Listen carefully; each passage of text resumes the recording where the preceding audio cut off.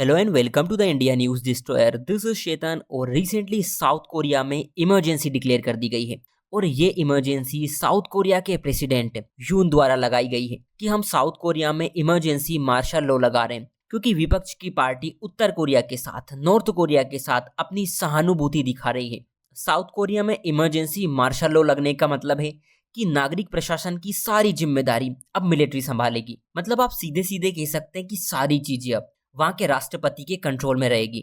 बड़ा क्वेश्चन ये है कि अचानक से ऐसा क्या हो गया कि प्रेसिडेंट यून को साउथ कोरिया में इमरजेंसी लगानी पड़ी, क्या अपनी कुर्सी को बचाने के लिए या फिर अपनी पत्नी को बचाने के लिए।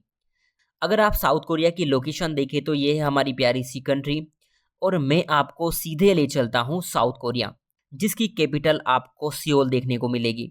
ऊपर की साइड में नॉर्थ कोरिया है, यानी आपके फेवरेट तानाशाह किम जोंग उनका देश। साइड में आपको सी ऑफ जापान और येलो सी देखने को मिल जाएगा। खैर, कहानी ये कि इन्होंने टीवी पे आके ये बोल दिया कि मैं इमरजेंसी मार्शल लॉ इम्पोज कर रहा हूँ, देश की स्वतंत्रता खतरे में है, संविधान खतरे में है और इन सब की रक्षा के लिए हमें ये करना जरूरी है। इमरजेंसी इसलिए लगा रहे हैं क्योंकि विपक्ष की पार्टियां सरकार को कमजोर कर रही है, सरकार को ठीक तरह से काम नहीं करने दे रही, जिससे संसद का काम ठप पड़ चुका है। और तो और विपक्ष के लोग उत्तर कोरिया से जाकर मिल रहे हैं, हमारे दुश्मन से जाकर मिल रहे हैं, जिससे देश को खतरा है और राष्ट्रपति होते हुए मैं ये बात सहन नहीं करूंगा। लेकिन क्या सच में यही बात है? आगे की चीजों से आपको और क्लियरिटी हो जाएगी। देखिए, प्रेसिडेंट यून है ना, वो 2022 में साउथ कोरिया के प्रेसिडेंट बनते हैं। जब से प्रेसिडेंट बने हैं इन्हें शुरू से ही अपोजिशन का सामना करना पड़ रहा है। इसके पीछे की कहानी आप समझेंगे तो प्रेसिडेंट यून पर महाभियोग चलाने के लिए प्रयास किए जा रहे हैं, क्योंकि साउथ कोरिया ने राष्ट्रपति को अयोग्य नेता मान लिया है जो किसी काम के नहीं है। विपक्ष की तरफ से इन पर इतने गंभीर आरोप लगाए जा रहे हैं। अब देखिए कि इनकी सरकार भ्रष्टाचार में लीन है, अपनी पत्नी को बचाने के लिए उनसे जुड़े घोटालों पर जांच नहीं करने दे रहे। इनकी वाइफ वाला मामला इंटरेस्टिंग है। इनकी वाइफ एक पादरी से लग्जरी डॉयर हैंडबैग ले रही थी, जिसकी कीमत 2200 से $3000 थी, करीब करीब 2 लाख रुपए अगर आप इंडियन करेंसी में देखें तो। और इनके ऊपर सवाल उठ रहे थे कि राष्ट्रपति की पत्नी ऐसो आराम में मग्न है, कितनी लग्जरी लाइफ जी रही है।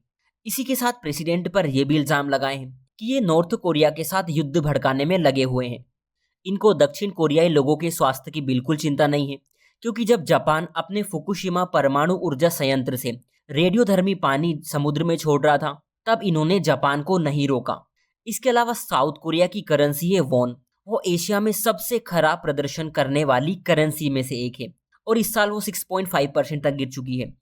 इसके अलावा इन पर यह भी आरोप है कि इन्होंने मिलिट्री में अपनी कठपुतलियां बिठा कर रखी है, अपने वफादारों को इन्होंने सैन्य पदों पर नियुक्त किया है और ऐसा करना राष्ट्रीय सुरक्षा के लिए गंभीर खतरा है। इतने सारे और गंभीर आरोप विपक्ष ने प्रेसिडेंट यून पर फेंक के मारे हैं और इन सबके चलते कोरिया की राजनीति पूरी तरह ध्रुवीकृत हो चुकी है। मतलब ना तो विपक्ष थम रहा है और ना ही प्रेसिडेंट यून। अब देखिए, सिंपल सी बात है, किसी देश का राष्ट्रपति अपने ऊपर लगे गंभीर आरोप की जांच क्यों करवाएगा? उसकी कुर्सी नहीं छिन जाएगी। और विपक्ष तो हमेशा यही चाहता है, क्योंकि वो विपक्ष में इसीलिए बैठे हुए हैं। देखना दिलचस्प होगा कि आगे क्या होता है। सो आज के लिए इतना ही। Take care and thank you.